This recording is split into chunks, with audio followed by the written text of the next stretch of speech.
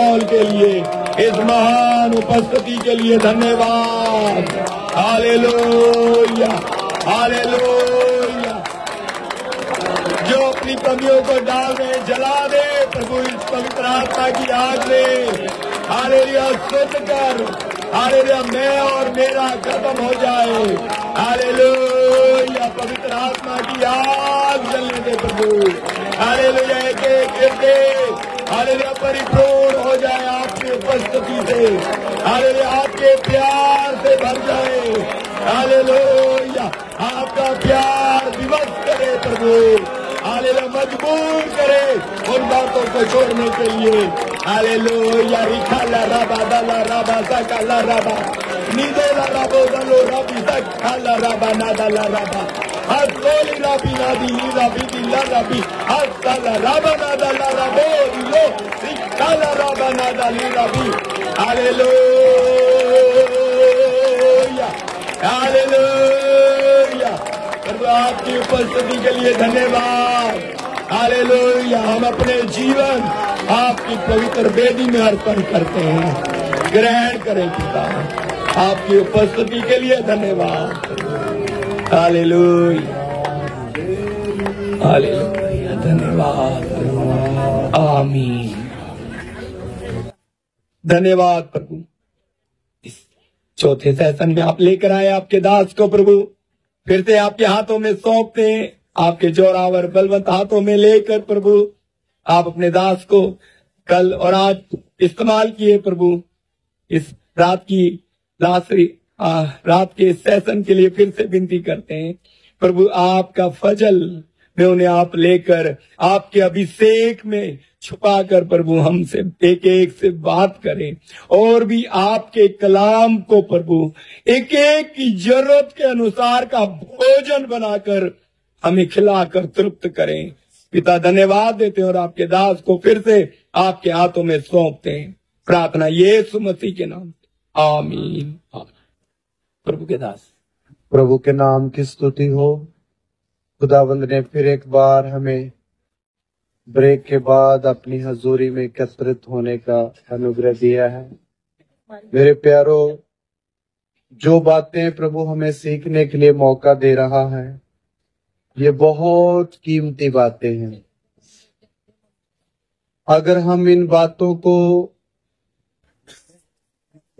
ध्यान से समझेंगे और इन बातों के अनुसार अपने आप को बनाने के लिए प्रभु के हाथ में हम अपने आप को अर्पित करेंगे, तो बहुत बड़ी आशीष जो आत्मिक तौर पर है हम पा सकते हैं।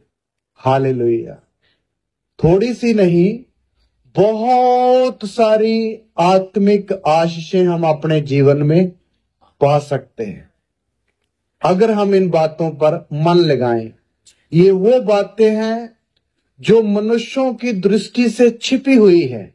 उनके सामने तो है, लेकिन उनकी बुद्धि पर इतना पर्दा पड़ा हुआ है खुदी का कि वो इन बातों को देखते हुए भी क्या नहीं कर सकते हैं, समझ नहीं सकते। तो जब पवित्र आत्मा खोलकर हमें ये बातें समझाता है, तो हम अगर इन बातों के ऊपर मन लगाएं और उनके ऊपर अपना जीवन बनने के लिए दे दे, तो प्रभु हमें कितना उठाएगा, कितना अच्छा बनाएगा, हम समझ सकते हैं।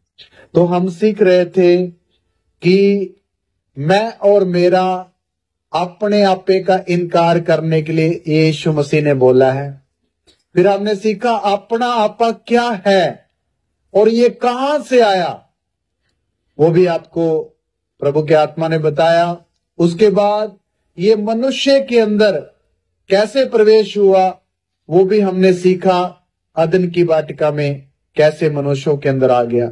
आज हर मनुष्य में मैं और मेरा अपना बसा हुआ है, इसलिए हमने इस अपने आपे से क्या करना है, इनकार करना। हम सीख रहे थे कि ये अपना आपा कैसे प्रकट होता है।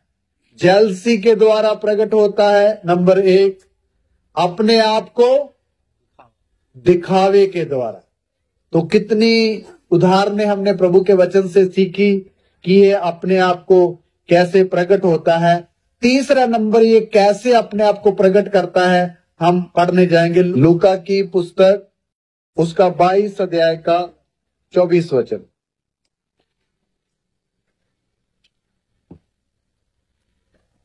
तो उनमें यह वाद विवाद भी हुआ कि उनमें से कौन बड़ा समझा जाता है। हाँ जी, देखिए प्रभु यीशु मसीह के शागिर्दों में जब वो प्रभु यीशु के साथ रह रहे थे तो बार बार उनके अंदर एक सवाल उठता था, हम 12 चेलों में से सबसे बड़ा कौन है? क्या है? सबसे बड़ा कौन है? तो प्रभु यीशु मसीह उनकी बातों को सुनते रहते थे, इसलिए प्रभु यीशु मसीह उनको बताया करते थे कि तुम में जो बड़ा बनना चाहता है वो सबका क्या बने? सेवक बने, ताकि बड़ा हो जाए। तो वो हैरान होते थे, प्रभु कैसी शिक्षा देते हैं। तो मेरे प्यारों, चेलों के अंदर बड़ा बनने की इच्छाएं उस समय थी, क्योंकि उस समय वो चेले बने नहीं थे, चेले बनने की उस ट्रेनिंग के पीरियड में थे। तो इसलिए इधर यीशु मसीह और सब लोग खाना खा रहे और यीशु मसीह उनकी बातें सुन रहा, उधर बातें क्या हो रही, हम में से बड़ा कौन है? पतरस यूहन्ना को पूछ रहा, भाई तू बड़ा है मैं बड़ा हूं? इंद्रियास याकूब को पूछ रहा, भाई तू बड़ा है या मैं बड़ा हूं? देखो, इसलिए प्रभु ने वहां उनको एक अच्छी बात के द्वारा समझाया। मेरे प्यारों, मैं और मेरा किसके द्वारा भी प्रकट होता है? बड़े बनने के उस बातों के द्वारा। कई बार देखिए हमारे कलीसियाओं में भी ये बात आती है, पास्टर के बाद नंबर दूसरा सीनियर कौन है? एक बात आएगी। भाइयों के बीच में सीनियर कौन है? बहनों के बीच में आत्मिक कौन है? मेरे प्यारों, ऐसी ऐसी बातें उठेगी, लेकिन इन बातों को जैसे उठती है हमें उसी समय आत्मा में जागते हुए इनको क्या करना है? दबाना है। ये बहुत खतरनाक बातें हैं। सुनने में छोटी छोटी लगती है, लेकिन बहुत भयंकर बातें हैं। कलीसिया के अंदर कितनी बार इन बातों से कितना कितना विवाद खड़ा हो जाता है। आइए पढ़ के देखते हैं, यूहन्ना की दूसरी पत्री में आ जाएं। दूसरी नहीं, तीसरी पत्री, पेज नंबर 9 और 10 वचन पढ़ेंगे जी। मैंने कलीसिया को कुछ लिखा था, हाँ, पर जो उनमें बड़ा बनना चाहता है हमें ग्रहण नहीं करता। हाँ, इसीलिए अब मैं आऊंगा तो उसके कामों की जो वह कर रहा है सुधि दिलाऊंगा, हाँ, कि वह हमारे विषय में बुरी बुरी बातें बकता है और इस पर भी संतोष न करके आप ही भाइयों पर ग्रहण नहीं करता, और उन्हें जो ग्रहण करना चाहते हैं माना करता है, जो कलीसिया से निकाल देते हैं। हाँ, कलीसिया से निकाल देता है। देखिए वहां यूहन्ना प्रभु के दास प्रेरित की कलीसिया में एक आदमी खड़ा हो गया जिसका नाम भी लिखकर रखा है, द्रितुफेस। वो कलीसिया में क्या बनना चाहता था? बड़ा बनना चाहता था। सब मेरी बात माने, मैं सीनियर हूं, मैं ही अच्छा आज्ञाकार हूं, मैं ही सबसे ज्यादा आत्मिक हूं, ऐसा उसके अंदर आया। मेरे प्यारों, ये क्यों वचन लिखकर रखा हुआ है? उस समय पहली सदी की कलीसियाओं में भी ये बीमारी चलती थी। इसलिए प्रभु का दास यूहन्ना बोलता, जब मैं तुम्हारे बीच में आऊंगा तो ऐसे व्यक्ति की सुधि लूंगा, क्योंकि वो भाइयों को ग्रहण नहीं करता। इसलिए आज ये लिखकर क्यों रखा, हमारे बीच में ऐसी बीमारी कभी न आए, कभी भी ना आए। इसलिए हमने कभी बड़ा नहीं बनना। हमारे प्रभु का उपदेश क्या है भाई, अपने से दूसरों को क्या समझो, श्रेष्ठ समझो, अपने से बढ़कर दूसरों को आदर दे दो। मैं नहीं, वो मेरे से बड़ा है। यीशु मसीह ने सिखाया, तुम में जो बड़ा होना चाहता है वो सबका क्या बने, दास बने। वही शिक्षा को हमने अपने जीवन में लाना है, तो ही एक सबूत रहेगा कि आप, मैं और मेरे को अपने जीवन में काम करने नहीं दे रहे हो। जब ये मैं और मेरे को आप पीछे धक्का दोगे, तब ही यीशु काम करेगा। तब ही आपके जीवन में कौन का उठकर खड़ा हो जाएगा, प्रभु यीशु। याद रखिए, जहां जहां ये मैं और मेरा कोई व्यक्ति उठाता है, प्रभु वहां खड़े कभी रह नहीं सकता है। ये बात याद रखिए। अगर एक पास्टर, कोई बुरा नहीं मानना, मैं किसी पास्टर को नहीं बोल रहा, मैं सबसे पहले खड़ा हूं, भी अगर अपने आप को शो करता है तो भाई नुकसान है, बहुत बड़ी खतरे की क्या है, घंटी है। थोड़े दिनों के बाद पास्टर आगे हो जाएगा ऊंचा, लेकिन यीशु चला जाएगा। यीशु कभी भी मैं और मेरा के साथ कभी भी रहता नहीं है। अब देखो, लूसीफर ने एक ही बार मुंह से 5 बार बोल दिया मैं। उसके बाद मौका मिला उसको, भाई नीचे जा, आज तक मौका नहीं है। अदन के बाग में एक बार हवा ने क्या कर दिया, अच्छा इसको खाएंगे तो प्रभु के जैसे हो जाएंगे। प्रभु उसी दिन से उनसे क्या हो गया, गैब हो गया। जाओ शैतान का दिया खाओ। आज तक मानव जाति उसके अंडर में दबी हुई है। वो तो प्रभु का अनुग्रह कि यीशु मसीह आया तो हम बच गए। आप सोच लिए कितनी गंभीर बात है। इसलिए जहां मैं और मेरा आता है, यीशु वहां से चले जाता है।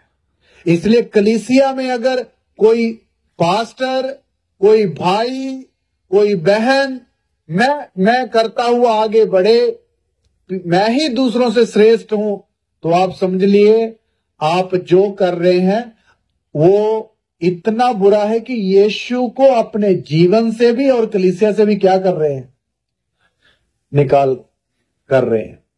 इसलिए बड़े बनने के द्वारा भी कौन प्रकट होता है, मैं और मेरा, मैं और मेरा। इसलिए कभी भी एक व्यक्ति ने अपने आप को बड़ा बनने के लिए ये आगे नहीं लाना, बल्कि अपने आप को ऐसा बनाना है, अगर बड़ा बनने का मन आए तो उस समय बोलना नहीं, मैं तो सबका क्या हूं, दास हूं, मैं सबका नौकर हूं। अभी मैं आपके सामने खड़ा हूं, आप कलीसिया बैठी है, मेरे प्यारों, मेरे हृदय की अगर यहां कोई एक छोटा सा खिड़की हो तो आपको खोल के बताऊं, मैं आप सबके पांव धोने के भी योग्य व्यक्ति नहीं हूं। यहां खड़े होकर वचन तो बोल रहा, मेरी आंख में आंसू आ जाएगा, मैं रोकता हूं। मैं आप फिर बोलता, आप सबके, छोटा जो बच्चा यहां बैठा उसके भी पांव धोने के भी योग्यता मेरे अंदर नहीं है। ये तो खुदावंद ने भेज दिया और मैं यहां खड़ा हूं, इससे बढ़कर और कुछ नहीं।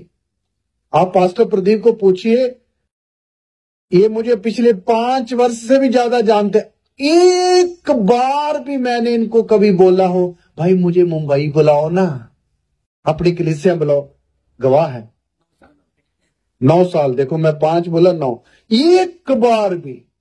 अभी भी इन्होंने बहुत जगह हॉल देख रहे थे,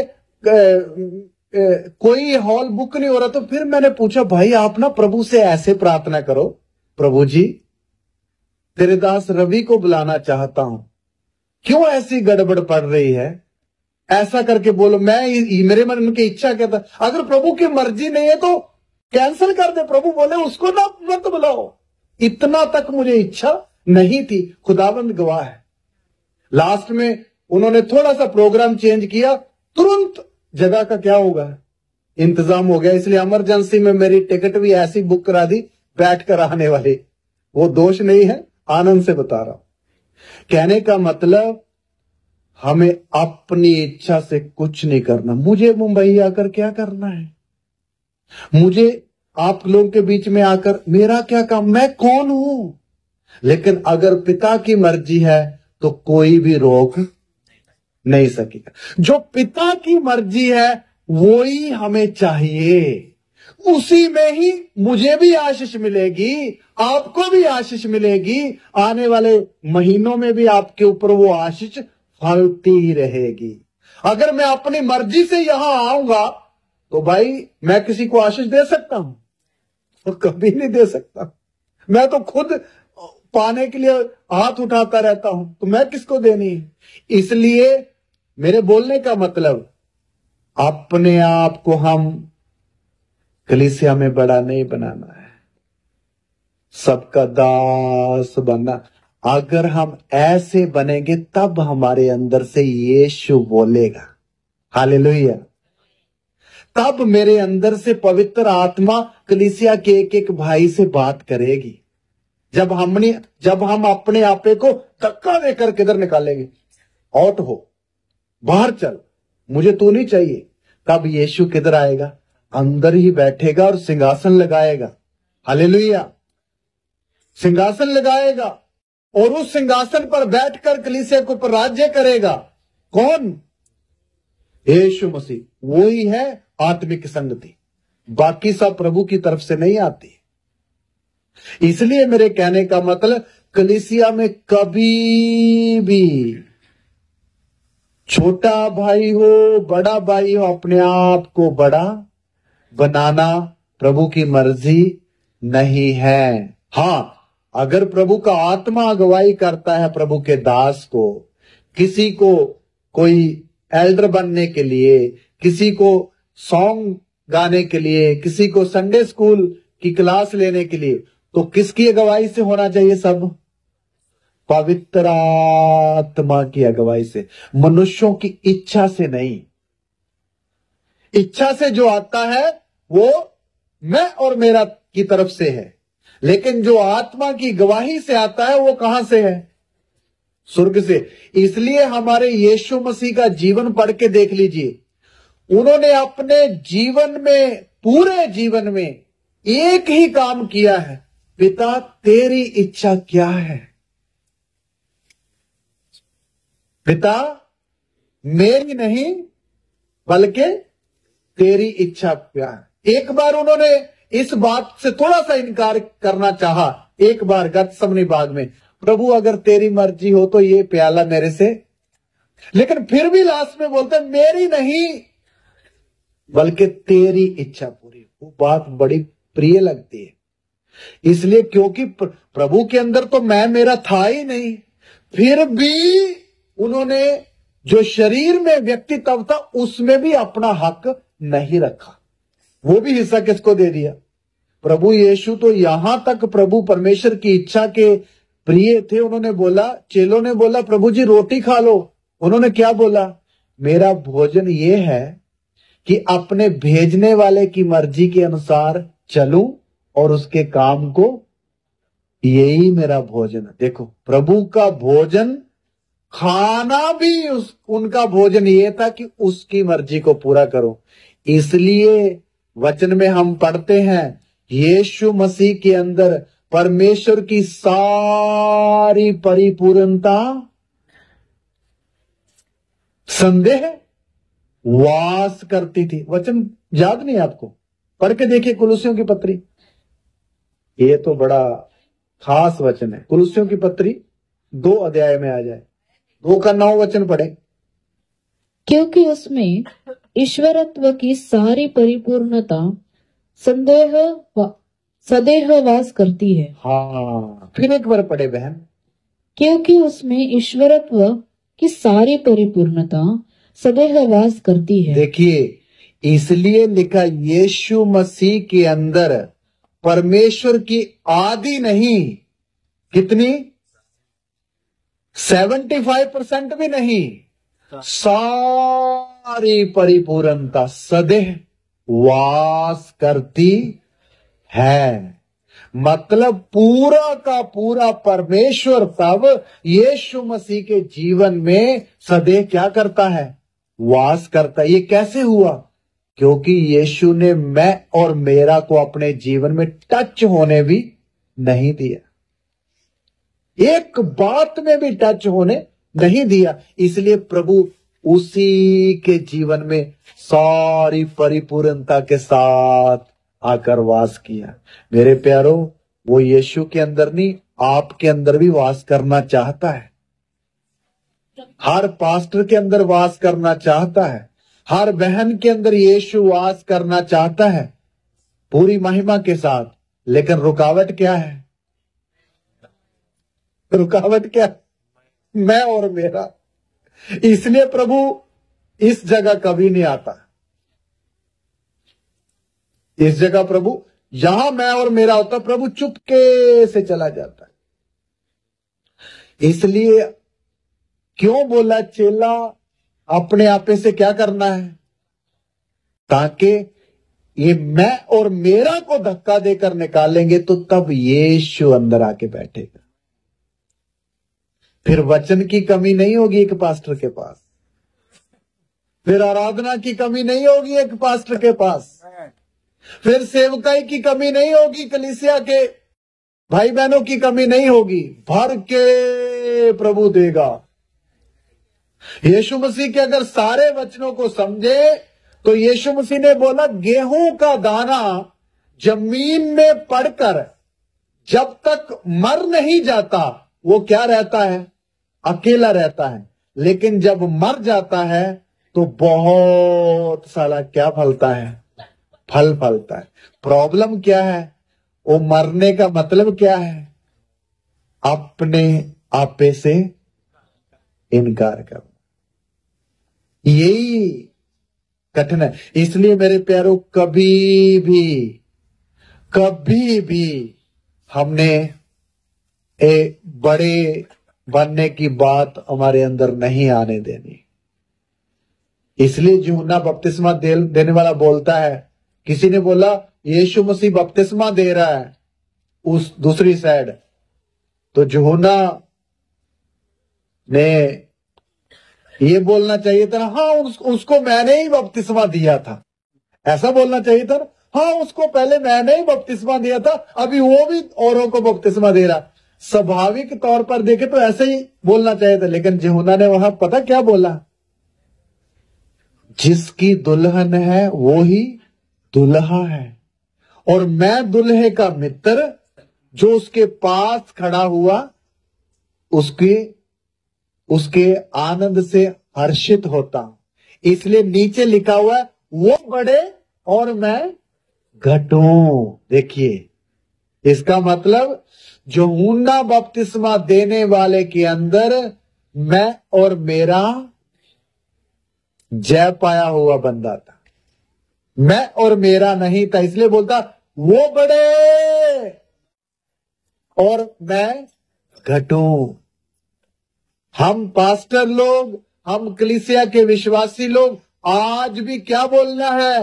यीशु बढ़े और हम घटें। वो बढ़े और हम घटें। यह है आशीष का वचन। इसलिए अपने आप को ऊंचा नहीं करना है, मुझे अपने आप को दिखावा नहीं करना है। यीशु ऊंचा हो जाए वही बड़ी बात है। इसलिए कलीसिया में कभी भी ऊंचा अपने आप को नहीं बनाना किसी ने भी। क्यों? इसके द्वारा कौन प्रकट हो रहा है? मैं और मेरा। ये तीसरी बात मैंने आपके सामने रखी, मैं और मेरा प्रकट होने के बाद। चौथी बात, आइए नीति वचन 10 अध्याय का 19 वचन पढ़े। नीति वचन 10 अध्याय का 19 वचन। जहाँ बहुत बातें होती है वहाँ अपराध भी होता है, परंतु जो अपने मुंह को बंद रखता वह बुद्धि से काम करता है।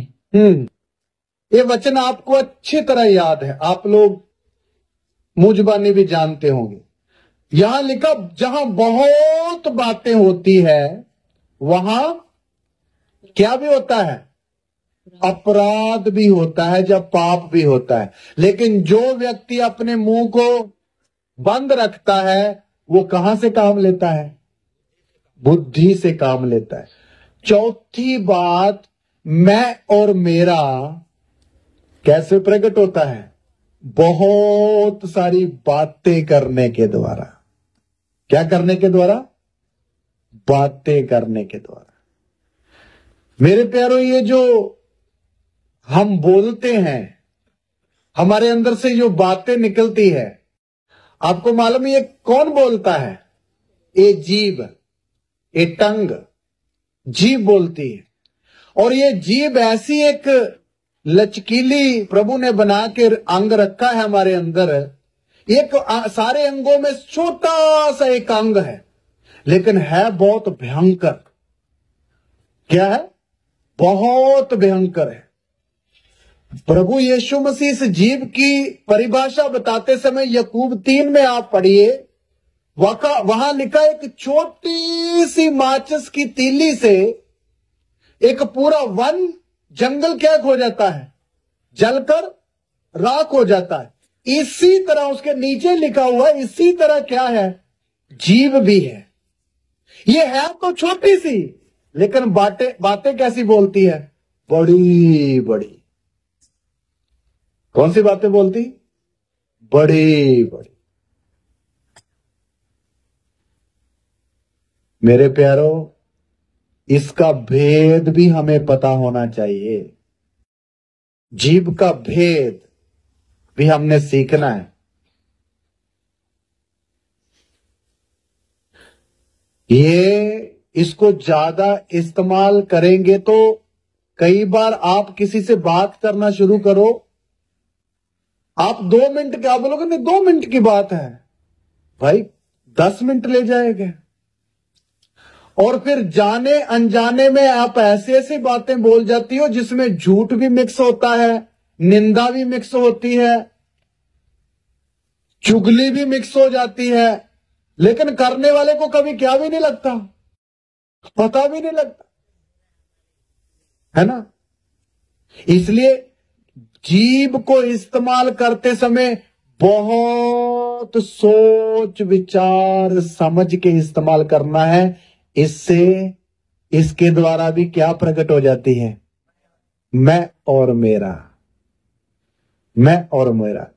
हवा ने इसी जीभ को अगर ना बोलती तो भाई शैतान को कैसे पता चलना था कौन सा पेड़ है ना। ये जीभ उसमें भी रोल अदा किया है। इसलिए ये जीभ को ऐसा इस्तेमाल करें कि जब आप बोलो तो आपके मुंह से जो शब्द निकलते ना, तोल तोल के निकलने चाहिए। 2 ग्राम, 5 ग्राम, 10 ग्राम। आप बोलो, आप ग्रामों में बात कर रहे हैं, हम तो आधा किलो सीधा शुरू करते हैं गिनती। आधा किलो, 1.5 किलो, एक धड़ी, मंडी में जाओ तो धड़ी, है ना। इसलिए कुछ लोग बोलते समय कंट्रोल खो देते हैं। कभी नहीं। अगर आप अपनी जीभ के ऊपर अपना वश रखोगे तो आप कभी भी मैं और मेरा को अपने जीवन से प्रकट होना नहीं दे सकते हैं। हालेलुया।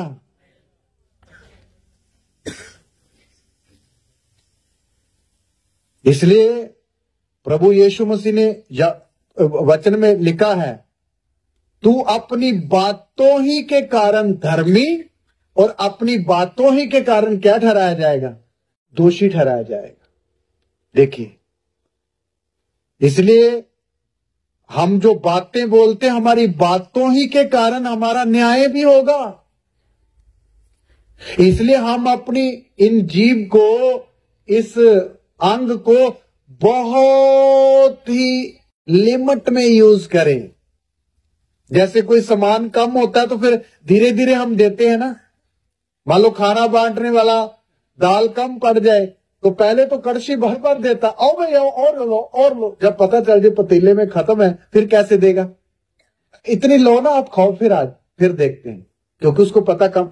ऐसे हमने अपनी जीभ को सरफा करके चलाना है। सरफा शब्द ठीक है ना, गुजारा करके चलाना है। हमारे पास कम है, तब आप जितना बोलोगे कीमती बोलोगे। प्रभु के वचन में एक एक वचन है इन बातों के लिए। प्रभु के वचन में लिखा, तुम्हारे मुंह से कोई गंदी बात ना निकले, बल्कि जरूरत के अनुसार वो ही निकले जिसकी जरूरत है, और उसके द्वारा भी सुनने वाले पर क्या हो जाए, कृपा हो जाए, कृपा हो जाए। इतना। फिर पतरस बोलता है, जब तुम बोलो तो ऐसा बोलो मानो प्रभु का वचन। आपको याद आ गया, मतलब आप जब बोल रहे तो आपके मुंह से ऐसी बातें निकलनी चाहिए जैसे प्रभु का वचन बोल रहे हैं। जब भी मैं किसी के साथ बैठता हूं ना, कोई पास्टर हो या विश्वासी हो, तो मैं सबसे पहले नोट करता हूं, मान लो आधा घंटा बैठू तो सामने वाला बातें शारीरिक करता है या आत्मिक करता है। एक बार मैं एक पास्टर के साथ बैठ गया, बड़ा सीनियर पास्टर दिल्ली में, तो दोपहर का समय था, चाय के 2 कप रखे थे, बिस्कुट भी थे, तो मैंने सोचा कोई अच्छी बात सिखाएगा मुझे भी। भाई साहब, उसने पैसे कमाने की एक हिस्ट्री शुरू कर दी। हमारे देश में एक ऐसा व्यक्ति है जो पहले इतना सा था, फिर इतनी फैक्ट्री बनाई, इतना हो गया। आधा घंटा उस दास ने किसमें बिता दिया, पैसे कमाने की उस कला बताने में बता दी। और मैं अंदर ही अंदर सोच रहा था, अगर इतने आधा घंटा कुछ आत्मिक बातें बोली हो तो उनका भी भला होता है, किसका भी होता है। उसके बाद ज्यादा समय मैंने उसके साथ आज तक उतना कभी समय नहीं बताया। मुझे पता चल गया इसके साथ बैठने से कौन सी बातें आएगी, शारीरिक बातें। वचन में लिखा, जो शारीरिक है वो शरीर की बातों के ऊपर क्या लगाता है, मन लगाता है, लेकिन जो आध्यात्मिक है वो कौन सी बातों पर मन लगाता है, आत्मिक बातों पर मन लगाता है। इसलिए आप सोचिए, आप जब बोलते हैं तो आप बातें कौन सी बोलते हैं, विषय नोट कीजिए। जब बात करते हैं आलू सब्जी भिंडी बैंगन की बात बोलते हैं, जहां यीशु पतरस और यूहन्ना की बात बोल रहे हैं। आपके साथ बात 5 मिनट बात करने से पता चल जाएगा आप आत्मिक है जहां शारीरिक है, आप संसारिक है जहां आध्यात्मिक है। ये किससे पता चलता है, बोलने से। इसलिए हम बहन लोग, 4 बहन लोग बैठी हैं। कौन सा सूट लिया, ये तो अभी लिया, अभी 2 सूट तो पड़े हैं, वो सिलाने वाले हैं। भाई क्या बातें कर रहे हो आप बातें करो। आपकी प्रार्थना कितने घंटे है एक दिन में, मेरी तो आधा घंटा ही है। मुझे और बढ़ाना है। आप कैसे आगे बढ़ गए, आपने अभी तक वचन क्या पढ़ रहे हो, क्या सीखा, कितना सीखा, इस बात के ऊपर कैसे जय पानी। आत्मिक बातें करो। 2 व्यक्ति, भाई आप अपना जीवन देखो क्या बन जाएगा, आत्मिक बन जाएगा।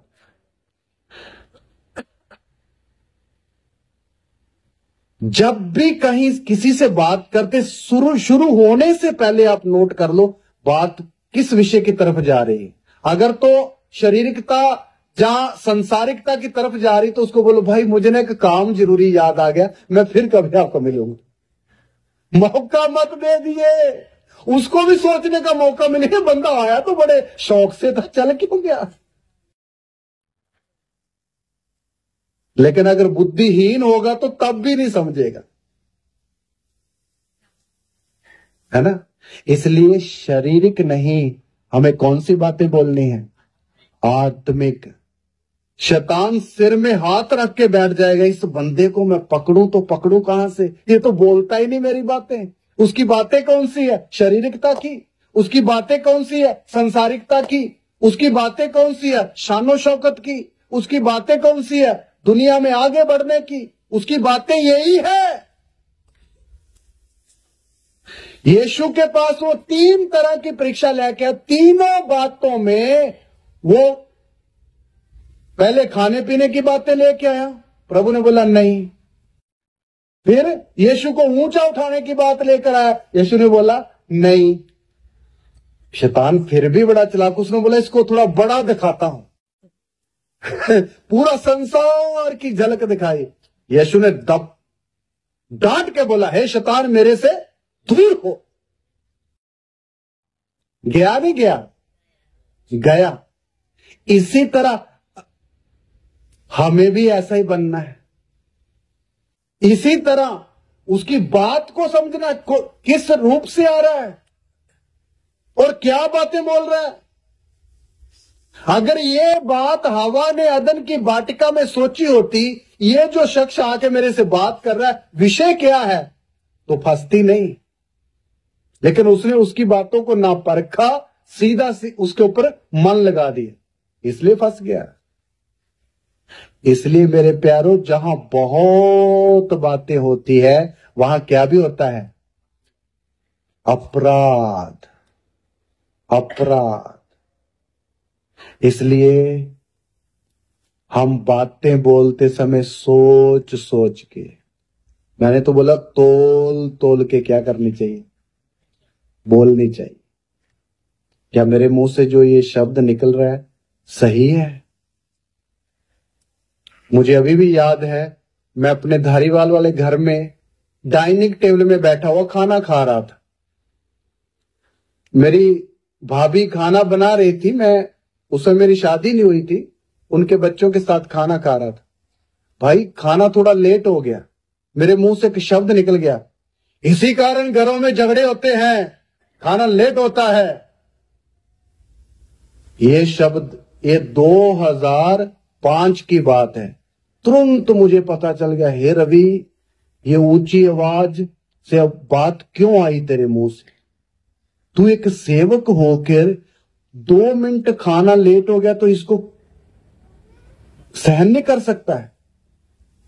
उसी दिन घुटनों के पार बैठकर पश्चाताप किया, प्रभु क्षमा करो, और जीभ को वार्निंग दी, आगे से तू अगर मेरे मुंह से ऐसा जोर से चिल्लाई तो मैं तेरे ऊपर लाल मिर्ची मलूंगा। कौन सी मिर्ची? ग्रीन नहीं, लाल मिर्ची। और शीशे के सामने खड़ा होके बोला। उस दिन से लेकर आज के दिन तक घंटा भी एक लेट खाना मिल जाएगा तो मेरे शब्द ऊंचे नहीं होने चाहिए। क्यों? एक वायदा किया हुआ है। किसके साथ? किसके साथ? क्या हो गया? 2005 मुझे अभी भी याद है। मेरे प्यारों, मैं अपनी बड़ाई के लिए नहीं बोल रहा हूं। कैसे प्रभु ने इन बातों के ऊपर फतेह पाने की बुद्धि सिखाई, वो एक बात बता रहा हूं। इसलिए हम भी सबके सब इन बातों को सीखना है, ताकि हम भी अपनी बातों के द्वारा शैतान के स्वभाव को, जो मैं और मेरा है, अंदर से उठने ना दें, बल्कि जयवंत हो जाएं। हालेलुया। तो इस तरह ये बहुत बातों करने के द्वारा भी मैं और मेरा प्रकट होता है। दूसरी आगे वाली बात, इसलिए जब ये मैं और मेरा प्रकट होता है तो उसका नुकसान क्या है? नुकसान ये है, परमेश्वर कभी भी घमंड की विषयों को कभी पसंद नहीं करता। इस जहां प्रभु खुद एक्शन लेता है। पढ़िए, पहला पत्रस 5 का 5 वचन पढ़ेंगे। इसके लिए प्रभु करता क्या है जहां मैं और मेरा प्रकट होता है? इसी प्रकार हे नवयुवकों, तुम भी प्राचीनों के अधीन रहो, वरन तुम सब के सब एक दूसरे की सेवा के लिए दीनता से कमर बांधे रहो, क्योंकि परमेश्वर अभिमानियों का विरोध करता है, परंतु दीनों पर अनुग्रह करता है। हाँ, जब मैं और मेरा प्रकट होता है तो वहां प्रभु एक्शन लेता है।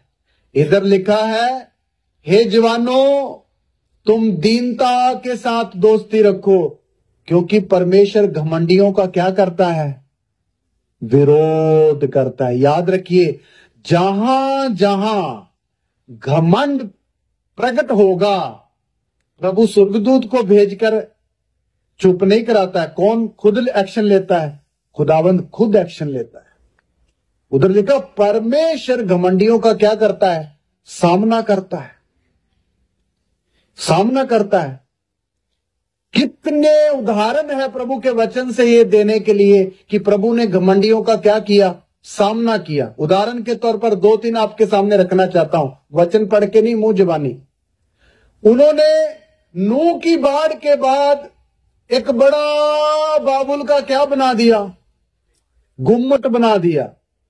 और 11 का 7 वचन पढ़ के देखो तो उसमें लिखा, अभी पढ़ना नहीं है, उन्होंने एक शब्द बोला, चलो हम अपना नाम करें। क्या करें?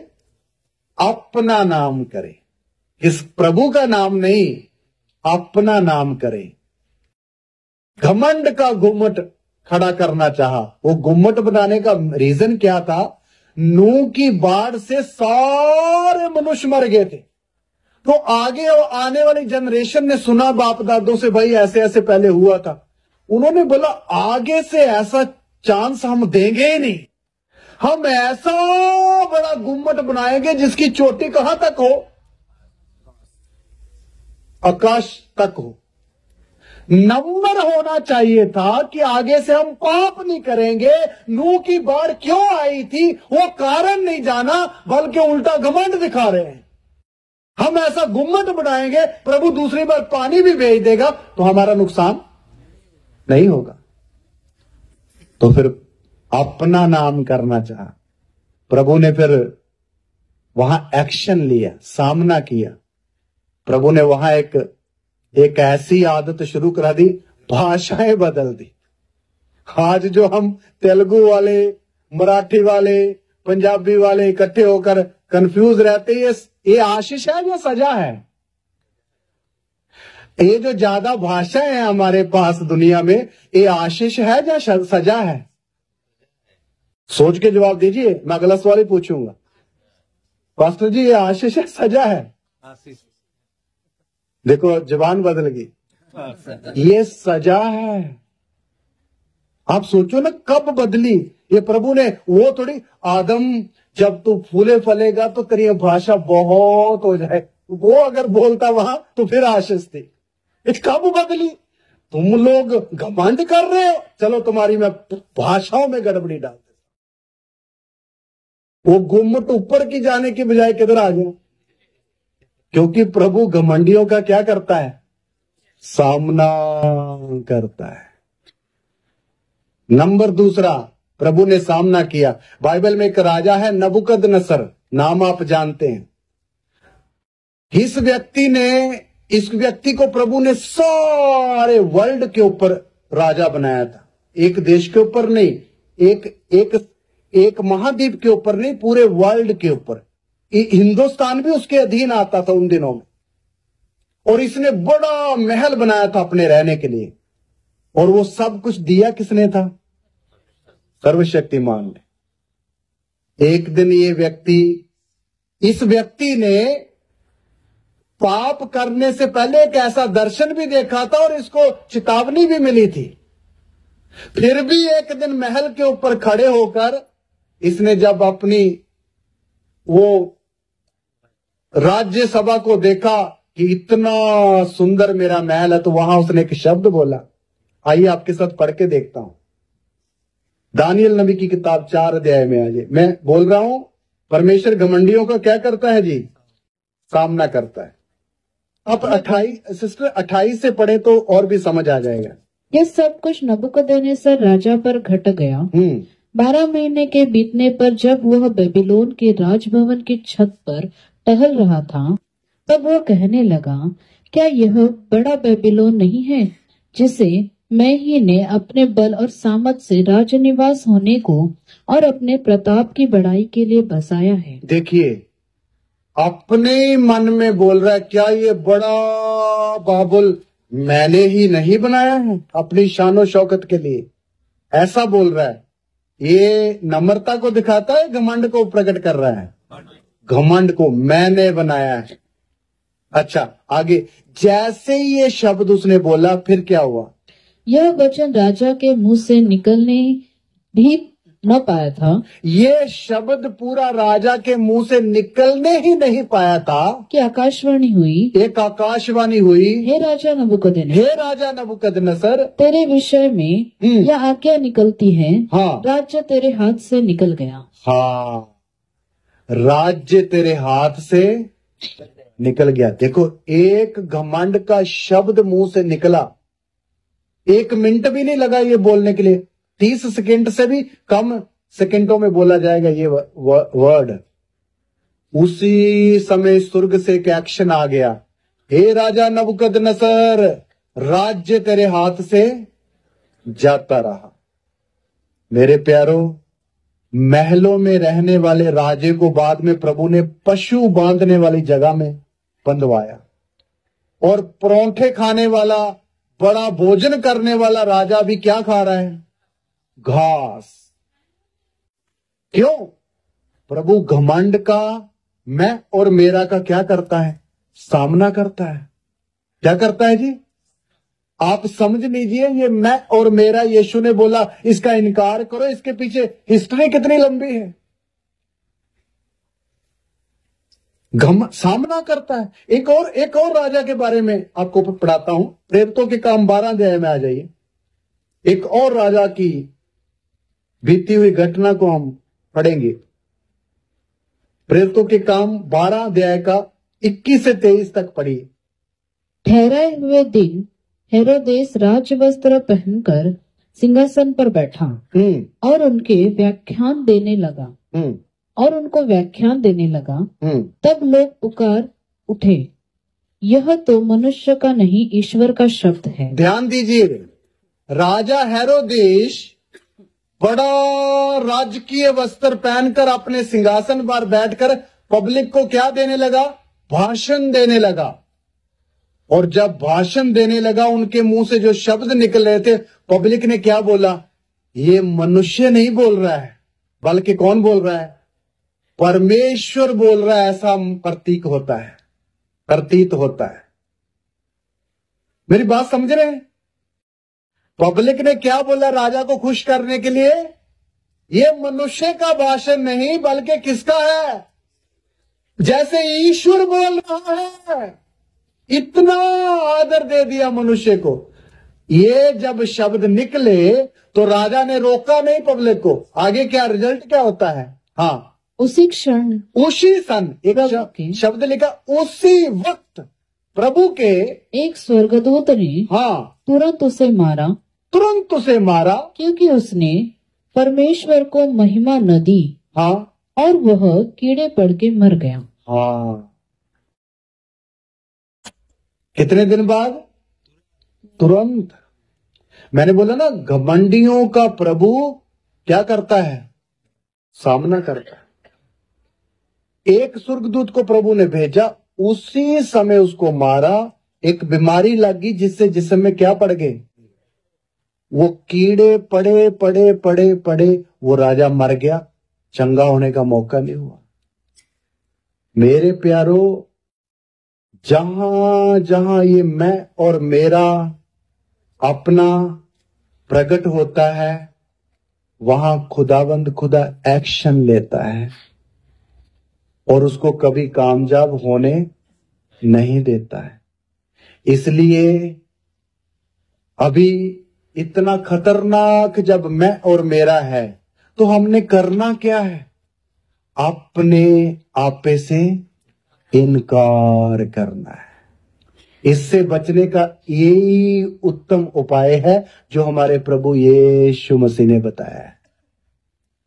अपने आपे से क्या करना है? इनकार करना है। इनकार कैसे किया जाता है? अभी हम गाना तो गा रहे थे, अपनी खुदी का।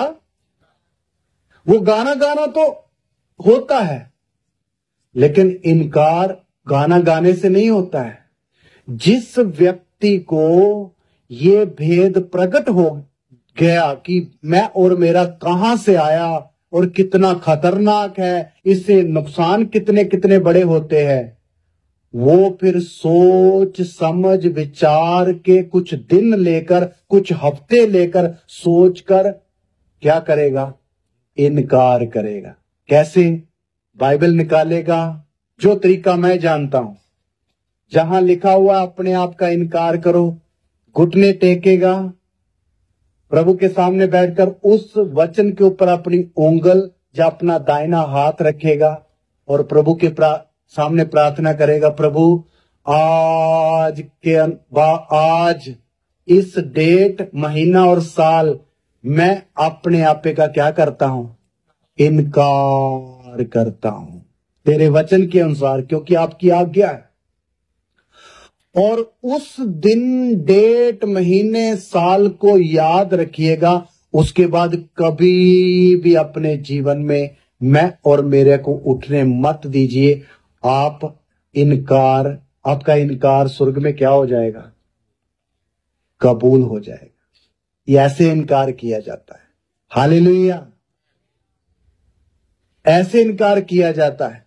और कितने जो इनकार करता है, वो जो खुदावन से आशीष पाएगा, उसके बाद, अपने आप को इनकार करने के बाद, वो बहुत भरकर होगी। इतनी होगी कि आपसे संभली नहीं जाएगी। हालेलुया। ऐसे ही व्यक्ति को प्रभु बोलता है जो मेरे पीछे आए और सबसे पहले अपने आपे का क्या करे? इनकार करें। आज लोग यीशु के पीछे चलना शुरू कर दे, लेकिन बिना इनकार के। किसके?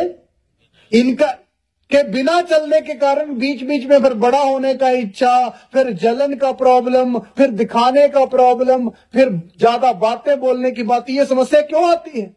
इनकार करने के बिना सफर क्या कर दिया? शुरू कर दिया था।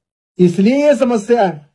फिर प्रभु की सजा पाकर उसको नुकसान उठाना पड़ता है। इसलिए मेरे प्रिय भाई और बहनों, हमें इस रीति से अपने आप का क्या करना है? इनकार करना है। मैं अभी आपके सामने बाइबल में से कुछ दासों का जिक्र करूंगा जो अपने आपे का क्या किए हुए थे? इनकार किए हुए थे। आपके सामने मैंने घमंडी लोगों का भी उदाहरण दिया है। अभी किनका उदाहरण दूंगा? जो अपने आपे का क्या किए हुए थे? इनकार किया। आइए एक दास के बारे में पढ़े। न्यायों की पुस्तक 6 अध्याय उसका 14 और 15 वचन पढ़े। यहां एक प्रभु का दास है जिसका नाम है गिदोन। ये व्यक्ति गुलामी में पड़ा हुआ इजरायली जाति का नौजवान है। प्रभु इसको कुछ आज्ञा दे रहा है, तू जाकर युद्ध लड़ और तू जय पाएगा। लेकिन उस दास के शब्द समझिए, प्रभु को क्या बोल रहा है, पढ़ेंगे। तब यहोवा ने उस पर दृष्टि करके कहा, अपनी इसी शक्ति पर जा और तू इजरायलियों को मिद्यानियों के हाथ से छुड़ाएगा। क्या मैंने तुझे नहीं भेजा? देखिए, सर्वशक्तिमान परमेश्वर उसको आज्ञा दे रहा है, तू जा और तू मिद्यानियों को इजरायलियों के हाथ से क्या कर पाएगा? छुड़ा लेगा, क्योंकि मैं तुझे क्या कर रहा हूं? भेज रहा हूं। आज्ञा दे रहा परमेश्वर। लेकिन दास का जवाब सुनिए क्या है। उसने कहा, हे मेरे प्रभु, विनती सुन। हाँ, मैं इजराइल को कैसे छुड़ाऊं? देख, मेरा कुल मनुष्य में सबसे कंगाल है। फिर मैं अपने पिता के घराने में सबसे छोटा हूँ। हाँ, मेरी बात समझ आ रही सबको? मेरी बात सबको समझ आ रही है? पीछे वालों को? गिदोन को जब बोला गया तू जा और जा मिद्यानियों को इजरायलियों को मिद्यानी के हाथ से छुड़ा, मैं तुझे भेज रहा हूं, तो दास सीना चौड़ा करके चलना चाहिए था ना, लेकिन नहीं। वो बोलता है, हे प्रभु, मैं कैसे इजराइल को मिद्यानियों के हाथ से छुड़ा सकता हूं? देख, मेरा कुल मनस्से में सबसे क्या है? कंगाल है, और मैं अपने घर में सबसे क्या हूं? छोटा हूं। यह है एक अपने आपे का इनकार किया हुआ एक दास, एक व्यक्ति। अपने आपे का इनकार किया हुआ जो व्यक्ति होगा, प्रभु भी उसको धक्का देकर कहीं भेजेगा ना सेवा के लिए या किसी काम के लिए, तो जल्दी से हां नहीं बोलेगा। वो बोले, प्रभु मैं इस योग्य नहीं हूं, मैं इस लायक नहीं हूं, यही शब्द बोलेगा। इनकार किए हुए व्यक्ति के शब्द ऐसे होंगे। आप सोच लीजिए,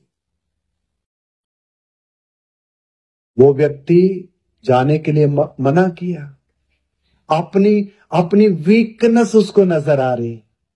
हम मनुष्य के परिवार में से मेरा कुल सबसे क्या है? कंगाल है।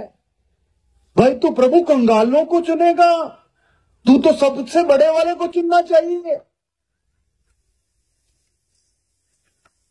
अपनी कमजोरी याद कर रहा है, मैं तो सबसे, घर में भी सबसे क्या?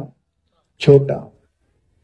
इनकार किया हुआ व्यक्ति है मेरे प्यारो, इनकार किया हुआ। अपने मन में रखना ये मोतियों। एक व्यक्ति ये है। आइए दूसरा व्यक्ति एक और बताता हूं। निर्गमन की किताब में आ जाए, निर्गमन की किताब का 10 वचन पढ़े। इसलिए मैं तुझे फिरौन के पास भेजता हूँ कि तू मेरे इज़राइल प्रजा को मिस्र से निकाल ले आए। परंतु मूसा ने परमेश्वर से कहा, मैं कौन हूँ जो फिरौन के पास जाऊं और इज़राइलियों को मिस्र से निकाल ले आऊं? देखिए, यहां एक और दास है जिसका नाम क्या है? मूसा। प्रभु खुद उसके सामने खड़ा होकर बोल रहा है, सुनिए जी, तू फिरौन के पास जा, मैं भेज रहा हूं, तू इस्राएल की सारी कौम को छुड़ा ले आएगा। लेकिन दास क्या बोल रहा है? प्रभु मैं नहीं समझे आप। मूसा क्या बोल रहा? प्रभु मैं कौन हूं? अपनी मैं को ऊंचा कर रहा है या नीचा कर रहा है? नीचा कर रहा है। मैं कौन हूं? ये अपने आप को इनकार किया हुआ व्यक्ति के शब्द है। मैं कौन हूं? फिर भी प्रभु जबरदस्ती बोला, नहीं तू जा, तू ही जाना है, तू ही कर सकता है। फिर दूसरा शब्द क्या बोल रहा है? 4 का 10 वचन पढ़े। मूसा ने यहोवा से कहा, हे मेरे प्रभु, मैं बोलने में निपुण नहीं, न तो पहले था और न जब से तू अपने दास से बातें करने लगा। मैं तो मुंह और जीभ का बद्दा हूँ। हाँ, दूसरी बार प्रभु ने बोला, नहीं तुझे जाना ही है। फिर उसको अपनी कमजोरी याद आ रही है। प्रभु मैं तो साफ साफ बातें बोलने वाला व्यक्ति नहीं हूं, मैं जीभ का क्या हूं? बद्दा। उसकी जीभ थोड़ी बात करने में क्या थी? रुकती थी, अटक कर बोलता था। देखो, अपनी कमजोरी याद आ रही है। किसको? नबी को, मूसा को। ये अपने आप का इनकार किया हुआ व्यक्ति के चिन्ह है। ये अपने आप को क्या किया हुआ है? इनकार किया हुआ व्यक्ति है मूसा। आइए तीसरा एक और भी दास बताता हूं। पहला शमूएल 18 का 18 वचन पढ़िए।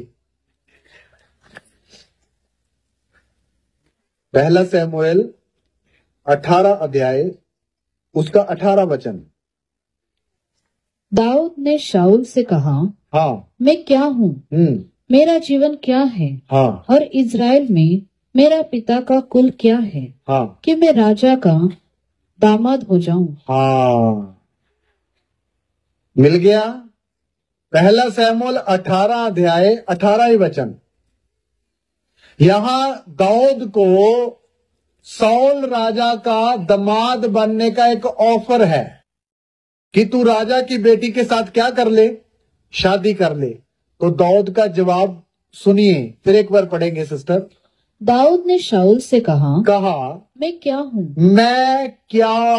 और मेरा जीवन क्या है, और मेरा जीवन ही क्या है, और इज़राइल में मेरा पिता का कुल क्या है। देखिए, ये जो बोल रहा है मैं क्या हूँ, ये आम व्यक्ति नहीं है। गोलियत को धड़ से गर्दन अलग किया हुआ बंदा है ये। एक भालू और शेर को सामना करके हराया हुआ व्यक्ति है ये। इतना बड़ा काम करने के बाद भी अपने आप को क्या बोल रहा है, मैं कौन हूं, मैं क्या हूं। देखिए, क्योंकि अपने आप का क्या किया हुआ है, इनकार किया हुआ है। इनकार किया हुआ व्यक्ति कभी भी अपने आप को कुछ समझेगा नहीं, कभी भी नहीं। होते हुए भी भले उसके अंदर कुछ खूबी लियाकत हो भी, तो भी नहीं समझेगा कि मैं कुछ हूं, क्योंकि अपने आप का क्या किया हुआ, इनकार किया हुआ। ये तीसरा व्यक्ति। एक और लास्ट एक और व्यक्ति बताता हूं, पहला कुरिन्थी 15 अध्याय में आ जाए, उसका 9 और 10 वचन पढ़ना है। क्योंकि मैं प्रेरितों में सबसे छोटा हूँ, हाँ, वरन प्रेरित कहलाने के योग्य भी नहीं, हाँ, क्योंकि मैंने परमेश्वर की कलीसिया को सताया था। हाँ, परंतु मैं जो कुछ भी हूँ परमेश्वर के अनुग्रह से हूँ। उसका अनुग्रह जो मुझ पर हुआ वह व्यर्थ नहीं हुआ। बस बस बस बस। अभी देखिए, इधर एक और इनकार किया हुआ अपने आप का एक व्यक्ति, जिसका नाम है पौलुस। क्या बोलता है, क्योंकि मैं प्रेरितों में सबसे छोटा हूं, वरन प्रेरित कहलाने के भी क्या नहीं हूं, योग्य नहीं हूं, क्योंकि मैं प्रभु की कलीसिया को एक समय सताया था। देखिए, बोलता मैं जो कुछ भी अगर आज हूं तो परमेश्वर के अनुग्रह से हूं, उसकी कृपा से हूं। मेरे प्यारो, आप सोचिए, प्रभु का दास पौलुस अपने आप को क्या किया हुआ था, इनकार किया हुआ था। इसलिए अपनी खूबी नहीं बता रहा है, अपनी बड़ाई नहीं मार रहा है। इतना बड़ा श्रेष्ठ दास है, फिर भी क्या बोल रहा है, मैं प्रेरित कहलाने के भी योग्य नहीं, है ना, योग्य नहीं हूं। इसलिए मेरे प्यारों, आप यहां से सोच सकते हैं कि इनकार किए हुए व्यक्ति के शब्द कैसे होते हैं। यही पौलुस आगे जाकर और भी अपने आप को कितना कैसा दिखा रहा है। पहला कुरिन्थी 9 अध्याय पढ़िए, पहला कुरिन्थी 9 अध्याय, उसका 19 से 22 तक पढ़ना है। क्योंकि मैं सबसे स्वतंत्र होने पर भी मैंने अपने आप को सबका दास बना दिया है कि अधिक लोगों को खींच लाऊं। देखिए, इतना बड़ा प्रभु का दास पौलुस क्या बोल रहा है, मैंने सबसे स्वतंत्र होने पर भी अपने आप को सबका क्या बना दिया है, दास। देखिए, इनकार किए हुए व्यक्ति के शब्दों को आप नोट कर सकते हैं, सबका दास बन गया। आगे पढ़े। मैं यहूदियों के लिए यहूदी बना कि यहूदियों को खींच लाऊं। हाँ, जो लोग व्यवस्था के अधीन हैं, उनके लिए मैं व्यवस्था के अधीन न होने पर भी व्यवस्था के अधीन बना। हाँ, कि उन्हें जो व्यवस्था के अधीन है खींच लाऊं। हाँ, व्यवस्था हीनों के लिए मैं जो परमेश्वर की व्यवस्था के हीन नहीं परंतु मसीह की व्यवस्था के अधीन हूँ, व्यवस्थाहीन सा बना कि व्यवस्थाहीनों को खींच लाऊं। हाँ, मैं निर्बलों के लिए निर्बल, मैं निर्बलों के लिए निर्बल सा बना कि निर्बलों को खींच लाऊं। हाँ, मैं सब मनुष्यों के लिए हाँ। सब कुछ बना हाँ। कि किसी न किसी रीति से कई एक का उद्धार कराऊं। सुनिए मेरे प्यारो, हालेलुया। ये दास अपने आप के क्या किए हुए थे? सब लोग इनकार किए हुए थे। इसलिए प्रभु ने इनका इतना बड़ा ग्रंथ, इतने बड़े ग्रंथ में इनका जिक्र क्यों किया है? अपने आप का इनकार किए हुओं को प्रभु इस्तेमाल भी करता है और जुग जुग के लोगों के लिए उदाहरण भी बना के छोड़ देता है। इसलिए आप सोच लीजिए, हमें आज हमारी बारी है, मुझे और आपको भी अपने आप का क्या करना है? इनकार करना है। आप बोलो ये तो प्रभु के दास थे, ये तो दासों ने इनकार किया, कलीसिया के लिए थोड़ी है। भाई पहली सदी की कलीसिया भी अपने आप का क्या किया हुआ था? पढ़ के देखिए प्रेरितों के काम, लास्ट वचन 4:32 पढ़े मेरी बहन। विश्वास करने वालों की मंडली एक चित्त और एक मन की थी। देखिए, विश्वास करने वालों की मंडली एक चित्त और एक मन की थी। यहाँ तक कि कोई भी अपनी संपत्ति अपना नहीं कहता था। हाँ, परंतु सब सांझे में था। इधर सुनिए, ये पहली सदी की कलीसिया की उदाहरण लिखकर रखी हुई है। कोई भी अपनी संपत्ति अपनी नहीं कहता था, वो अपना नहीं रहा, क्योंकि अपना इनकार कर दिया, इसलिए सब कुछ क्या हो गया? सांझे का। आज हो सकता है, इसलिए पहली सदी की सारी कलीसिया भी अपने आप का क्या की हुई थी? इनकार की हुई थी। इसके पास 2 बेड है, हाँ भाई, एक तेरा और एक मेरा। तेरा तो है ही नहीं, सब कुछ क्या है? सांझे का। मेरा और तेरा तो बीच में निकाल ही दिया। जब इनकार हो गया तो मेरा क्या, तेरा क्या, सामने वाले का क्या, सब कुछ क्या है? सांझे का हो गया। मेरे प्यारो, आज कलीसिया में 2 लोगों को एक मन होने के लिए बोलो, हो सकते हैं? बहुत मुश्किल है। 2 सेवकों को बोलो एक मन रहे।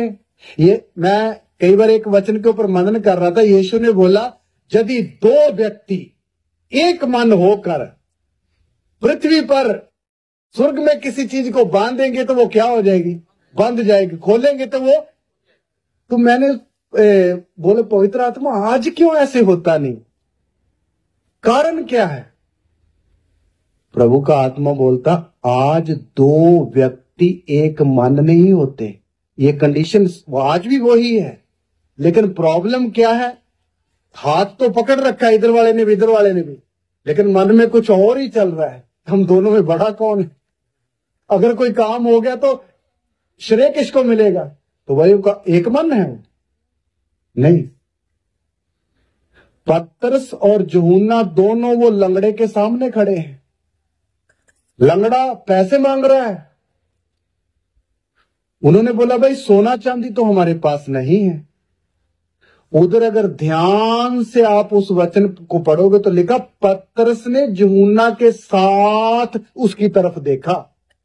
ऐसा शब्द लिखा हुआ है, पढ़ के देखना है जब याद है। पतरस ने यूहन्ना के साथ उसकी तरफ देखा, मतलब नजर भी क्या थी? एक। मन तो एक थे ही थे, नजर भी क्या थी? मतलब जब पवित्र आत्मा पूरे शरीर प्राण और आत्मा के ऊपर कब्जा करता है तो फिर नजरें भी 2 हो या 10 हो, एक बना देता है। और एकता में क्या होता है? आशीष होती। जैसे उसने यीशु के नाम से उठकर खड़ा हो जा, 40 वर्ष का लंगड़ा उठकर चलने फिरने लगा। आप सोचिए, दोनों के हृदय एक थे, हृदय एक थे। इसलिए मेरे प्यारों, पहली सदी की कलीसिया, मैं 2 व्यक्तियों की बात बोल रहा हूं, यहां तो 3000 लोग बपतिस्मा लिए हुए लोग थे, वो सबकी बात लिख रहा है। उस समय की कलीसिया मन कैसी थी? एक मन, यहां 10 लोगों का एक मन होना कितना मुश्किल है। पास्टर खप जाता है, एक मन हो जाओ, एक मन हो जाओ। 10 नहीं होते। वहां कलीसिया बिना प्रचार के क्या थी।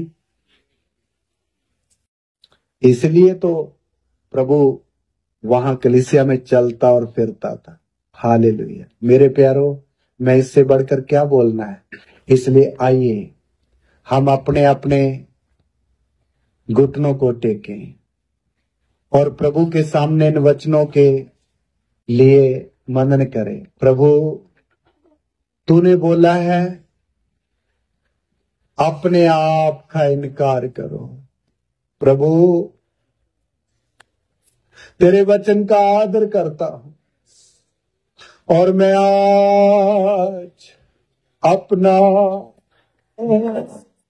तेरा धन्यवाद धन्यवाद। प्रभु के दास आगे आएंगे और कलीसिया में कोई अनाउंसमेंट है तो वो करेंगे, नहीं तो आखिरी प्रार्थना करेंगे। प्रभु का धन्यवाद। हालेलुया।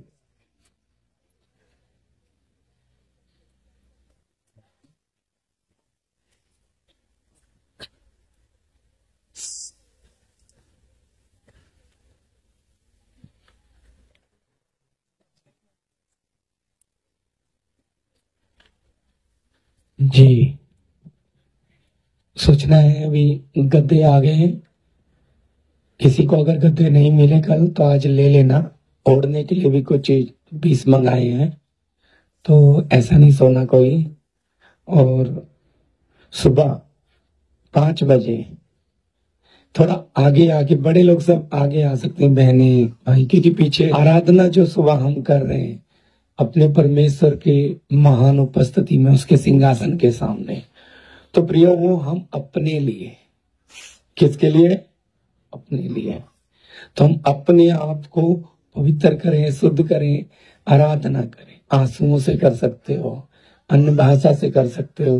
बीच में प्रभु अगुवाई देता है तो कोई भजन आज मैंने लिया था, कोई और भी ले सकता है अगर अगुवाई करें। पर हमारा उद्देश्य यहाँ लीड, सुबह 5 बजे कोई लीड नहीं करता। वो सिर्फ पुराने लोग, आज इस बार नए ज्यादा हैं इसलिए मुझे बताना पड़ रहा है। तो आप आराधना उस समय हम किसका? हमारा रिश्ता अपने बाप के सिंहासन के सामने। तो पूरा क्या हो जाए और बल पाए सुबह, ताकि हमारा सारा दिन प्रभु की महान उपस्थिति में गुजरे। आइए प्रार्थना करें।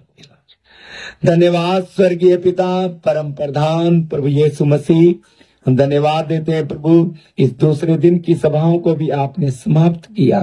प्रभु, अपने दास को अपने हाथ में लेकर आपने इस्तेमाल किया। स्वर्गीय पिता, एक एक भाई बहन बच्चे सबों के जीवनों को आपके हाथ में देते हैं। प्रभु, आपने अच्छे से संभाल कर रखा, बड़ा अनुग्रह रखा, बड़ी उपस्थिति से चलाया। प्रभु, कल के दिन को भी आपके हाथ में सौंपते, इस रात को प्रभु आप अनुग्रह दे। प्रभु, सारे वातावरण को आपकी कंट्रोल में आपने रखा है, इसलिए आपका धन्यवाद देते हैं प्रभु। और इन वचनों के द्वारा प्रभु आप एक एक को आशीष दे। प्रभु, इन बातों को प्रभु लेटते हुए भी मनन करें अपने अपने मनों में। धन्यवाद देते हैं, सारी महिमा आदर आपको देते हैं। प्रार्थना यीशु मसीह के नाम से, आमीन आमीन। सबको जय।